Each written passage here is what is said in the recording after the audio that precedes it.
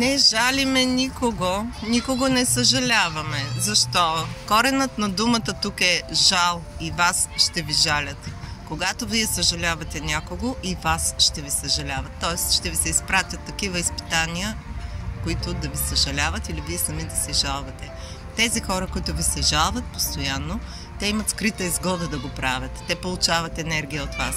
Всеки, който се жалва, си е избрал тази съдба, а може да се избере и друга, но той е избрал тази от скрита изгода. И когато вие, примерно, се жалвате сами, също това не е благоприятно за вас, не се съжалявайте. Когато се жалвате, че майките ви, бащите ви не са ви додали нещо все не са ви дали, просто се спрете и се сетете, че тези хора са направили максимумът за вас. Те са ви дали всичко, което са могли към конкретният момент. Най-малкото, което са ви дали живот. Живота е най-ценното. За това трябва да сте благодарни. И този живот вие можете и имате възможност да предадете нататък. Това е безценно и е достатъчно. Не се жалвайте.